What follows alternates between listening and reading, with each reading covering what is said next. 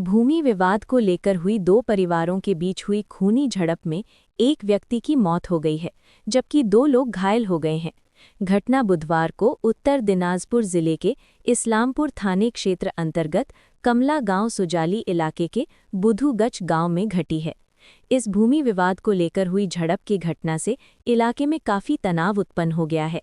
स्थानीय सूत्रों के मुताबिक कमीजुद्दीन और अनारुल के परिवारों के बीच करीब 29 एकड़ जमीन को लेकर लंबे समय से झगड़ा चल रहा था।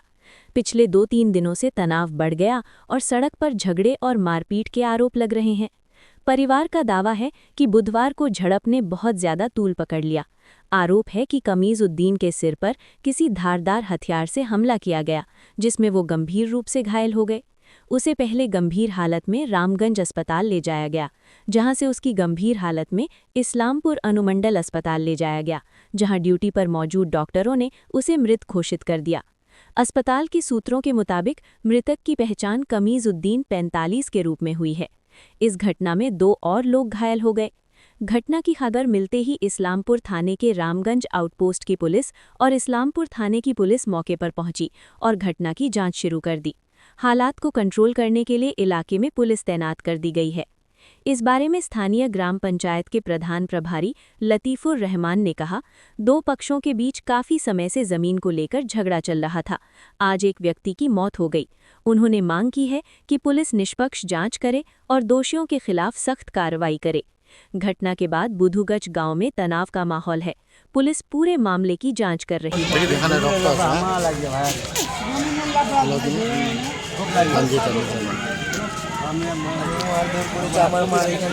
চাকু দিয়ে মেরেছে কে মেরেছে? হেমেদুল ছিল, চাকু দিয়ে মেরেছে। জলা কোমল ছিল, কোমল নামে আর অনেকজন ছেলেকে বুলাইছিল। কোথায় মারছে এটা? এটা ভদ্রবাড়িতে মারপিটটা হয়েছে। এটা 2 বছর ঝামেলা আছে। ভদ্রবাড়ির রাস্তায় আমার বাড়ির সামনে মেরেছে। কেন মারলো? ওরা রূপায় মেরেছে। জমিনে ঝামেলা ছিল তো ওরা ওই দিক থেকে আসে রূপায় মারপিট লাগাই দিয়েছে। যে মারা গেছে কে? তোমার কে হয়? মামা। তোমার মামা হয়? তোমার সামনে মারধর করেছে? হ্যাঁ, আমার সামনে মারপিট করেছে। আমাকেও মেরেছে। আমি রূপাতে গিয়েছিলাম, আমাকেও মাথা। কি দিয়ে মেরেছে ওরা? ওরা চাকু আর কি নিয়েছে, খুপড়ি নিয়ে এসেছিল। হ্যাঁ। কয়জন ছিল? ওরা 10-12 জন ছিল। 10-12 জন ছিল? 25-30 জন ছিল এমন। তো রাস্তায় কি সাইকেল নিয়েছিল? তোমরা কি গাড়ি নিয়ে এসেছিল? তোমরা কিসে ছিল? আমি বাড়িতে ছিলাম, কাজ চলছিল আমার। হ্যাঁ। আর যে মারা গেছে তো ও তো আসছিল। ও আসতেছিল? হ্যাঁ। ওকে আমার বাড়ির সামনে ধরে মারপিট। আমার মা হসপিটালে ভর্তি আছে। তোমার মাকেও কি মারধর করেছে? আমার মাকে মারধর করেছে, চাকু দিয়ে মারেছে। এখানে মেরেছে চাকু দিয়ে। কি নাম তোমার? আমার নাম মিরাজি। এই জমি বিবাদ নিয়ে ঝামেলা হচ্ছে 2 থেকে 3 দিন ধরে। আজকে হয়েছিল ওই কালকে যেরকম ইফতারে নাস্তা আনতে যাচ্ছিল, রাস্তায় ধরে মারলো মসজিদের সামনে। আজকে ওই রকম রাস্তা ধরে এসে কূপে খুন করছে। সে আমার মামা হবে। কামিজুদ্দিন। আনিরুলের স্টাফের সঙ্গে আর কমরুল নামে ওদের ছেলেগুলো কমরুল, আর তারপর উজিরনাঙ্গার ছেলেগুলো সালমান, ওরা 3-4 ভাই। এই নেপালি খুপড়ি দিয়ে হয়েছে, পাঞ্জা দিয়ে হয়েছে। তারপর একটা পেস্তল ছিল, সামান ছিল। ওইখানে গিয়েছিল আমার মামা, আমার বাড়িতে খোঁজখবর নিতে গিয়েছিল কি হয়েছে, কি ব্যাপারটা কি হলো না হলো। জায়গাটা এখানে কলফকির সামনে, ভদ্রকালীর সামনে, মানে কবরস্থানের পাশাপাশি আমার কলফকি। 29 শতক মাটি নিয়ে। হ্যাঁ হ্যাঁ, ওই আনিরুলের মধ্যে আর আমাদের মধ্যে। হ্যাঁ। তোমার মামা কি তোমাদের বাড়ি থেকে খোঁজখবর নিতে গেছিল?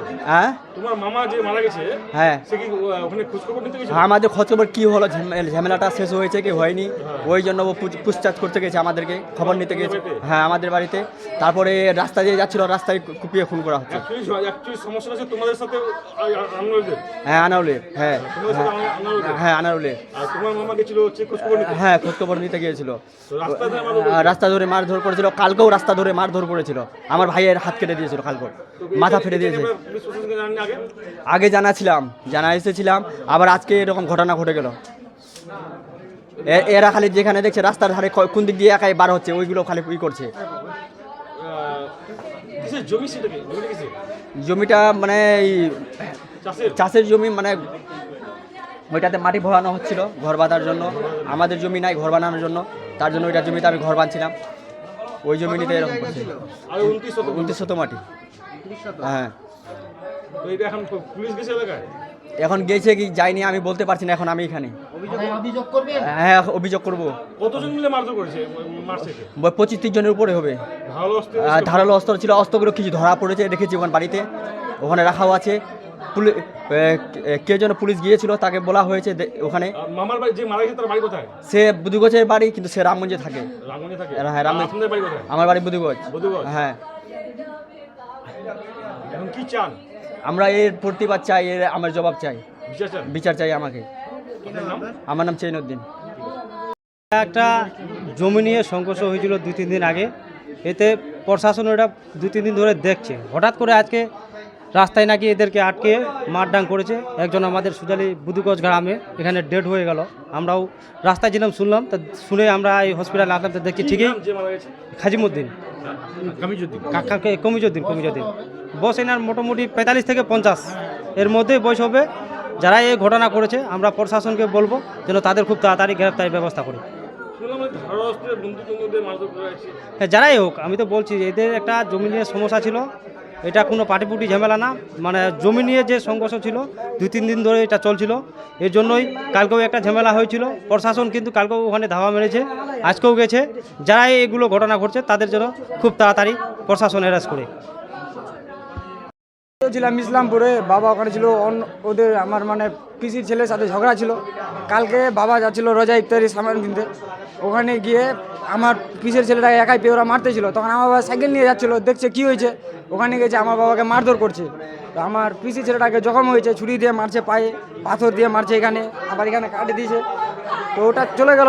এবার সকালবেলায় কি আমাদের পুলিশ ডাকছে এখানে ইসলামপুর, আমরা ইসলামপুর আসছি। তো তখন আবার শুনি যে ওরা আবার রাস্তায় পেয়ে আবার আমার বাবাকে মারছে আজকে।